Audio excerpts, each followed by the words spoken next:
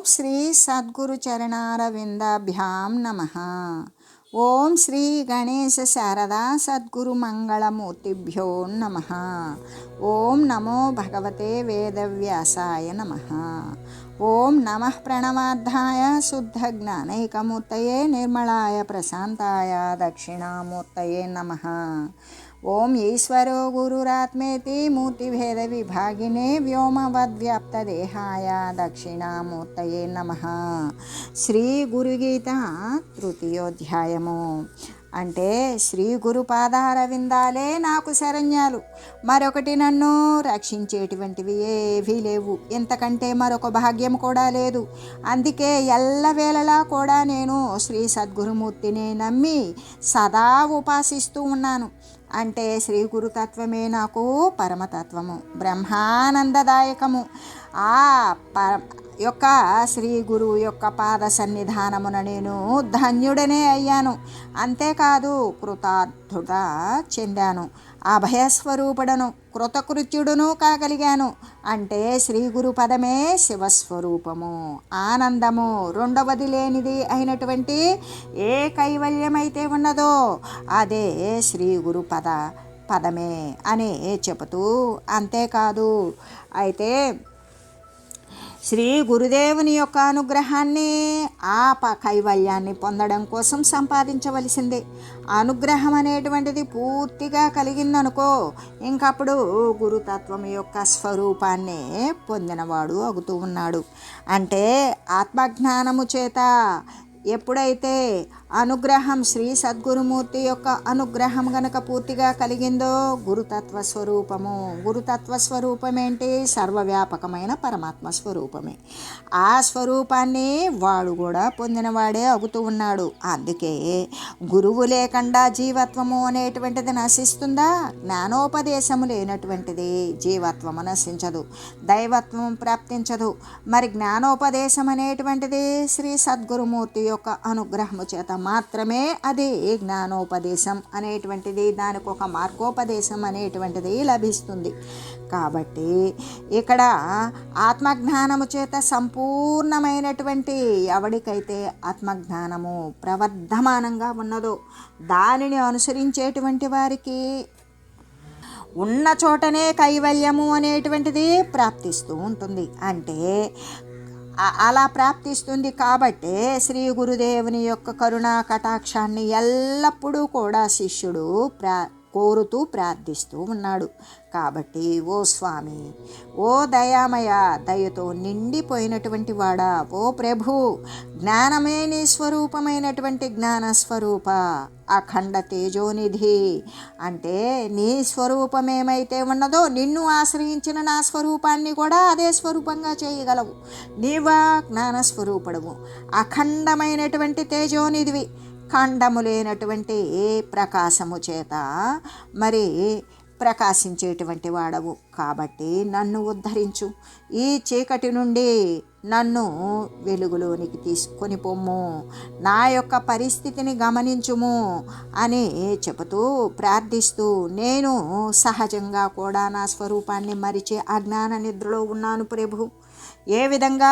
అసలు నా స్వరూపము అఖండమైనటువంటి అఖండ ఐశ్వర్యాలతో నిండిపోయినటువంటి సర్వవ్యాపకమైన బ్రహ్మతత్వము అనే నా స్వరూపము గురించి నాకు అసలు ఏమీ తెలియదు. నా స్వరూపాన్ని మరిచి నేను అజ్ఞాన నిద్రలో ఉన్నాను. జ్ఞానం అనేటువంటి మెలకువ నాకు రాలేదు, నాకేమీ కూడా తెలియడం లేదు. అంటే కాచుకుని ఏ విధంగా నెత్తి మీద తాండవమాడుచూ ఉన్నటువంటి మృత్యువును కూడా నేను తెలియను. ఎలాగంటే అప్పిచ్చినటువంటి వాడు వడ్డీల కోసం తిరుగుతూ ఉన్నట్టుగానే ఇంటింటికి వానికి అప్పిచ్చినటువంటి వాడికి అసలు కంటే కూడా వాడికి నెలసరి వచ్చేటువంటి వడ్డీయే ముఖ్యం. ఆ వడ్డీనే వాని యొక్క అసలుకు ముట్ట చెప్పేటువంటి సంపాదన.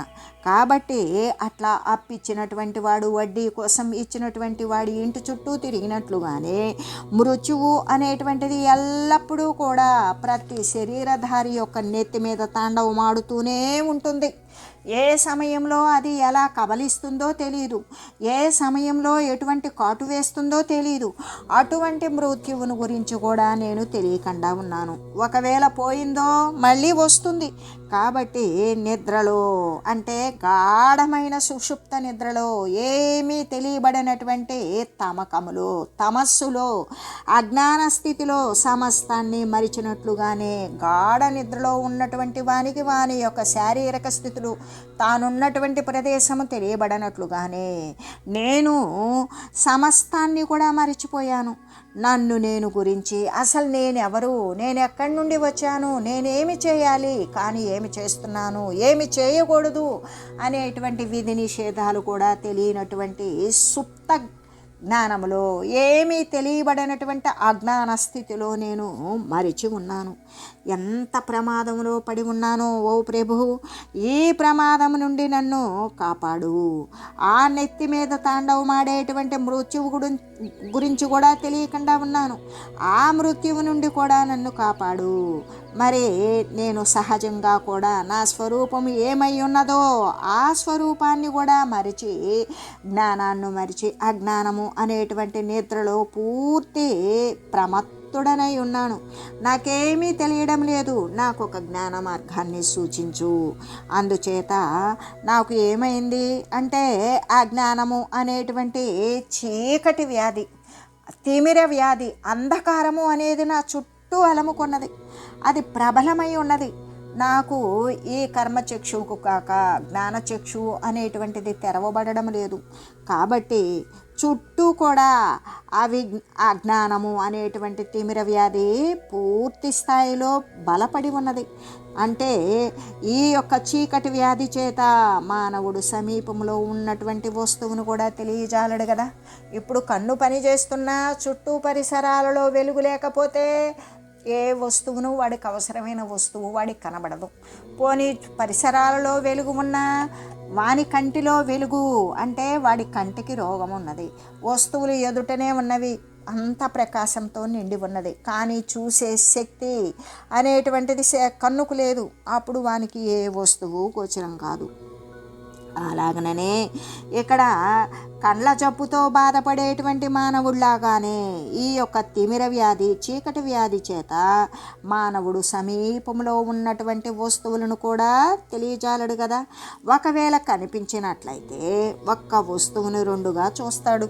ఏ విధంగా అంటే, తిమిర వ్యాధి ఉన్నప్పుడు ఒక వస్తువుని రెండు వస్తువులుగా, ఒక్క చంద్రుణ్ణి రెండు చంద్రుళ్ళుగా చూసినట్లుగానే ఇక్కడ కంటికి జబ్బుతో ఉన్నటువంటి మనిషి ఆ యొక్క వస్తువును రెండుగా గాంచుతూ ఉంటాడు. అంతేకాదు, రెండు సూర్యులని చూస్తాడు, రెండు చంద్రుళ్ళని చూస్తాడు, మసకగా చూస్తాడు. ఏ వస్తువు రెండుగా ఉన్నప్పుడు అది వస్తువు ఎక్కడ ఉన్నది అనేది కనబడదు. అంటే దూరంగా ఉన్నప్పుడు రెండు వస్తువులు, అంటే వస్తువు లేని చోట వస్తువును చూసినప్పుడు వస్తువు ఉన్న చోట వస్తువును మరిచి వస్తువు లేని చోట చేయి పెడతాడు. కాబట్టి అంటే రెండు సూర్యులని రెండు చంద్రుళ్ళని కూడా మసకతో కూడుకొని చూస్తూ ఉంటాడు. వానికి ఏ వస్తువు ఎలా ఉన్నదో యథాతథంగా అనేటువంటిది కనబడుతుందా? కనబడదు. ఆ ప్రకారంగానే ఆ జ్ఞానము అనేటువంటిది తనలోనున్నటువంటి ఆత్మజ్ఞానం యొక్క దర్శనాన్ని కల్పించకపోయినప్పటికీ కూడా విపరీతమైనటువంటి బుద్ధిని కూడా కలిగిస్తూ ఉన్నది. ఎలాగంటే రెండు సూర్యులని రెండు చంద్రుల్ని చూడగలిగినటువంటి ఏ తిమిర వ్యాధి అయితే ఉన్నదో మసకతో కూడుకొని చూస్తూ ఉన్నాడు. ఆ ప్రకారంగానే ఆ జ్ఞానము అంటే జ్ఞానము లేకపోవడము అనేది తనలో ఉన్నటువంటి, ఇక్కడ ఆత్మ పరమాత్మ అన్నప్పుడు సర్వవ్యాపకము అని చెప్పుకున్నాం. ఆత్మదర్శనము అంటే తన యందు చైతన్య స్థితిలో ఉన్నటువంటి ఏ ఆత్మ అయితే ఉన్నదో తనలో ప్రకాశిస్తూ తన యొక్క జడవంతమైనటువంటి దేహానికి ప్రతి దాని యందు కూడా కదలికలు తెలివి కలగజేసేటువంటి ఏ చైతన్య వస్తువు అయితే ఉన్నదో ఆ చైతన్యాన్నే, అదే ఆత్మస్వరూపం. ఆ ఆత్మదర్శనాన్ని కలిగించడం లేదు. ఆ ఆత్మ ఎక్కడ ఉన్నది? తనలోనే ఉన్నది. తను అనుకున్న జడవంతమైనటువంటి దేహానికి కదలికను కూడా ఇస్తూ ఉన్నది. అయినా కూడా ఆ ఆత్మ యొక్క దర్శనం, ఆత్మ ఇటువంటిది అని దర్శించలేకపోతూ ఉన్నాడు. కాబట్టి విపరీతమైనటువంటి బుద్ధిని కూడా కలిగిస్తూ ఉన్నది. అక్కడ ఉన్నది ఉన్నట్లుగా కాక అసత్యమైనటువంటి ప్రేరణ చేస్తూ అసత్యమైనటువంటి వస్తువుల పట్ల, లేని వస్తువుల పట్ల సత్యభ్రాంతి కలిగిస్తూ ఉన్నది. అదే విపరీతమైనటువంటి బుద్ధి. అందుచేతనే ఒకే పరమాత్మ అంటే అక్కడ ఉన్నది ఏకరసమాత్రుడైనటువంటి పరమాత్మ, అద్వితీయుడు, ద్వితీయం నాస్తి అని చెప్పినటువంటి పరమాత్మ ఏ విధంగా కనపడుతూ ఉన్నాడు అంటే ఒకే పరమాత్మ స్వరూపుడు జీవుడుగాను దేవుడుగాను రెండు విధాలుగా కనపడుతూ ఉన్నాడు. ఎందుకు? అజ్ఞాన వశము చేత, అక్కడ ఉన్నటువంటి విపరీతమైనటువంటి బుద్ధి చేత. ఆ విపరీతమైనటువంటి బుద్ధి చేత ఒక్కడే అయిన పరమాత్మ దేవుడుగా జీవుడుగా కూడా రెండు రకాలుగా కనబడుతూ ఉన్నాడు. ఎందుకు అంటే తిమిర రోగం ఉన్నటువంటి కంటికి సూర్యుళ్ళు ఇద్దరుగాను, చంద్రుళ్ళు ఇద్దరుగాను, ప్రతి వస్తువు రెండు వస్తువులుగాను కనబడినట్లుగానే అజ్ఞానము చేత ఆవరించబడినటువంటి ఈ యొక్క విపరీతమైన బుద్ధికి ఎలాగంటే ఒకే పరమాత్మ స్వరూపము అయితే జీవుడుగా దేవుడుగా రెండు రకాలుగా కనబడుతూ ఉన్నాడు.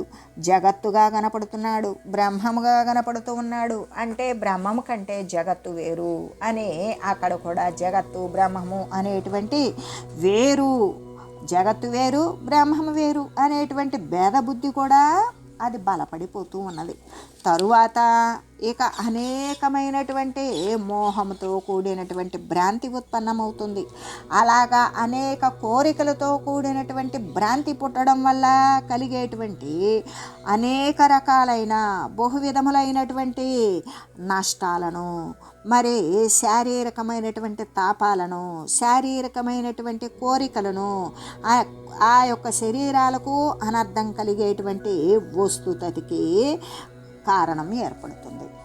ఎటువంటి అనర్థం అంటే ఎప్పుడూ కూడా శరీరం వస్తుంది, ఉంటుంది, పోతుంది, మళ్ళీ వస్తుంది, ఉంటుంది, పోతుంది. ఈ వచ్చి పోయే స్థితిలో అనేక షడ్భావ వికారాలు అనేటువంటి మార్పులకు లోనవుతుంది. గర్భంలో పడిపోవడం, పుట్టడం, తర్వాత కొంచెం పెరగడం, తర్వాత బాగా వృద్ధి చెందడం, ఆ తర్వాత మళ్ళీ కూడా మరి తగ్గిపోవడం, మరి తర్వాత నశించిపోవడం, ఇటువంటి వికారాలు పొందడంలో అనేక రకాలైనటువంటి క్లేశాలు, సమస్యలు, ఈతి బాధలు, మరి శారీరకమైనటువంటి అనారోగ్యాలు, మరి అటు నుండి ఎన్నో రకాల ప్రతిబంధకాలు, ఇటువంటి వాటి అన్నింటితో కూడా అనర్థాలని కొని తెచ్చుకుంటుంది. అంటే మోహభ్రాంతి ఎప్పుడైతే అధికమైందో దానితో కూడినటువంటి అనేక రకాలైనటువంటి అనర్థాలకు కారణం ఏర్పడుతూ ఉంటుంది. ఇదంతా కూడా దేని యొక్క విస్తారము, దేని యొక్క విషయంగా ఇవన్నీ కూడా విస్తరిల్లుతూ ఉన్నవి అంటే అజ్ఞానం యొక్క విలసితాలే. ఇది అజ్ఞానం యొక్క నానా రూపాలే. కాబట్టి ఇక్కడ అజ్ఞానము అంటే ఏంటి అసలు అంటే అజ్ఞానము అంటే మనం అజ్ఞానం వల్ల ఉన్నది కాకుండా లేనిది ఉన్నట్లుగా కనబడుతుంది. ఉన్నదానిని చూడలేకపోతాము, సత్యమైన దానిని గాంచలేము, అసత్యమైన దానినే సత్యముగా భావిస్తాము. ఒక వస్తువు రెండులుగా కనపడుతుంది. జీవుడు వేరు, దేవుడు వేరు, బ్రహ్మము వేరు, జగత్తు వేరు అనేటువంటి మిథ్యాభూతమైనటువంటి భేదభావాలు ఉత్పన్నమవుతూ ఉంటాయి. వీటన్నింటికీ మూలం అజ్ఞానము అనేటువంటిది అంధకారము, చీకటి, తిమిరము అని చెప్పుకుంటూ ఉన్నాం. ఇంతకీ అసలు అజ్ఞానం అంటే ఏంటి అంటే మాయాంధకారం. మాయ లేకనే ఉన్నట్లుగా కనబడి లేకుండా పోయేటువంటి ఒక చీకటి భ్రాంతి, అటువంటి మాయాంధకారమే అజ్ఞానము. లేని దాన్ని ఉన్నట్లుగా భావించేటువంటి ఒక భ్రమ ఏదైతే ఉంటుందో అదే మాయాంధకారం, అంతకంటే వేరైనటువంటిది కానే కాదు. అంటే చీకటి యొక్క గుణాలు మాలిన్యము అంతటా వ్యాపిస్తాయి. అలాగే చీకటి యొక్క గుణాలు అంటే అజ్ఞానం యొక్క గుణాలు ఏంటి అంటే కలుషాలు, మలినాలు, దోషాలు అంటి ఉంటాయి. ఆ అంటి ఉన్నటువంటిదే చీకటి యొక్క గుణాలు అంటే అజ్ఞానం యొక్క మాలిన్యం. ఆ మాలిన్యం అంతటా వ్యాపించి ఉండడం వల్ల ఏమవుతుంది, దేనిని కూడా ఏ విషయాన్ని తెలియజేయకుండా ఉంటుంది. అంటే ఎలా ఉంటుంది, మొత్తము మంచు ఆవరించుకొని ఉన్నది. అంటే ఆ చీకటి లేదా చీకట్లో ఉన్నాం. ఆ చీకట్లో కొంచెం దూరంగా మనకి ఏం కనపడుతుంది అంటే ఒక స్థాను ఉన్నది. అంటే కొమ్మలు విరిగిపోయినటువంటి మొద్దు, ఒక చెట్టు మొద్దు, ఎండిపోయిన మొద్దు, అది మనకి పిశాచంగా ఉంటుంది. అయ్యో చేతులాడిస్తుంది, అదిగో పైకి లేస్తుంది, క్రిందికి పడుతుంది, ఇలా అనేక రకాలైన ఊహలతో భ్రాంతిని కల్పించుకొని భయపడుతూ ఉంటాం. అంటే అది దగ్గరికి వెళ్ళి చూసేటువంటి ధైర్యం ఉండదు, వాడు భయంతో కంపించిపోతాడు. అదే ధైర్యం చేసి దగ్గరికి వెళితే అది పిశాచమా కాదు, స్థానువు అంటే ఎండిపోయినటువంటి చెట్టు. అంతేకాదు దొంగను మరి పిశాచంగా చూస్తాము ఆ స్థానువుని. ఇంకా కూడా మనం దేనిగా చూస్తాము అంటే దొంగగా కూడా చూస్తాం. ఓహో అక్కడ ఒక దొంగ ఉన్నాడు, వాడు దాగి ఉన్నాడు, వాడు అటు ఇటు కదులుతూ ఉన్నాడు, మరి ఎప్పుడైనా సరే మన ఇంటిపై దాడి చేయవచ్చు. ఈ విధంగా దూరంగా ఉన్నటువంటిది చీకటి మాటున ఉన్నటువంటి వస్తువు వేరో రకంగా భ్రమకులోనైనప్పుడు ఇక పిశాచంగా చూస్తాము లేదా దొంగగా చూడటము, ఇటువంటి వాటిని చూస్తూ ఉంటాం. అక్కడ ఉన్నది ఒకటైతే మరొకటిగా చూస్తూ ఉంటాం. అదే చీకటి యొక్క గుణాల యొక్క మాలిన్యం. అయితే ఉన్నటువంటి వస్తువును ఉన్నట్లుగా చూడనివ్వదు, తెలియనివ్వదు. అక్కడ ఒకటిగా ఉంటే మనకి ఇంకొకటిగా కనబడుతూ ఉన్నది. అక్కడ ఎండిపోయిన చెట్టు ఒక దొంగ ఉన్నది అన్నప్పుడు దానిని పిశాచంగా చూడటము లేదా దొంగగా చూడటము చూస్తాం. అదే చీకటి మాటున ఒక తాడు ఉన్నది, ఆ తాడుని మనం చీకట్లో పడి ఉన్నది, అయితే తాడుని తాడుగా చూస్తామా లేదు, వివర్త అంటే దాన్ని మార్పుగా చూస్తాం, పాముగా చూస్తాం. పాముగా చూసి ఏమంటాం, తోకలేపుతుంది, పడగైపుతుంది, కదులుతుంది, మరి అట్లా వెళ్ళిపోతుందేమో, దాన్ని కొట్టండి, కర్రలు దేయండి అని రకరకాలుగా అంటాం. అసలు విఘ్నుడైనటువంటి వాడు దీపం పట్టుకొని వస్తే అక్కడ కదలదు, తోకెత్తదు, పడగా ఇప్పదు. అక్కడ ఏమున్నది, అవన్నీ ఇప్పడానికి సర్పం లేదు, అక్కడ తాడే ఉన్నది. అయితే ఆ చీకటి ఏమైంది, తాడును పాముగా భ్రమ కల్పించింది. అట్లాగే ఈ విధంగా మొదలైనటువంటి విషయాలుగానే అది ఉన్నది ఉన్నట్లుగా కాక వేరే రకంగా చూపించేటువంటి సమర్థత కేవలం అంటే లేకనే అక్కడ కేవలం భ్రాంతి మాత్రమే మిగిలింది. భ్రాంతి పోతే ఉన్న వస్తువు ఉంటుంది, లేనిది లేకుండా పోతుంది.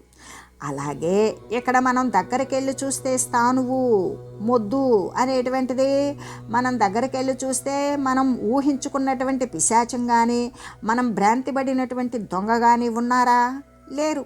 అక్కడ ఉండేటువంటిది మొద్దే. మరి అట్లాగే తాడులో మనం ఏం చూసాం, పాముని చూసాం. ఆ చీకటి అంటే దానిని చీకటిని పోగొట్టేటువంటి దీప ప్రకాశం తీసుకొచ్చి చూసాం. అక్కడేముంది, మనం అప్పటిదాకా తలెత్తింది, తోకెత్తింది, కదిలింది, మెదిలింది, బుసగొడుతుంది, ఇన్ని ఊహించినటువంటి భ్రాంతులు ఉన్నవా, లేవు. అక్కడ ఉన్నది తాడైతే మనం పాముగా చూసి పాముకు అనేక రకాలు ఆపాదించేస్తాం. అలాగే ఇక్కడ ఉండేటువంటిది కేవలము బ్రహ్మమే. కానీ బ్రహ్మమే ఉన్నది అని తెలియాలి అంటే ఈ అజ్ఞానానికి మూలమైనటువంటి జగత్ సంబంధమైనటువంటి వస్తుతతి అంతా నశించాలి. ఆ అజ్ఞానము నశించిందా జ్ఞానభాసితమైనటువంటి పరబ్రహ్మ స్వరూపము మాత్రమే ఉంటుంది. అక్కడ అధిష్టానములో ఏమైతే ఉన్నదో అదే ఉంటుంది, ఆరోపితం ఉండనే ఉండదు. ఎప్పుడైనా ఆరోపిత భావం అనేటువంటిది అజ్ఞాన మూలమే. కాబట్టి ఇక్కడ ఏదైతే మరి ఉన్నది ఒకటైతే అక్కడ కనపడేటువంటిది వేరొకటి. ఉండేది దేవుడే, మరి జీవుడున్నాడా, లేడు.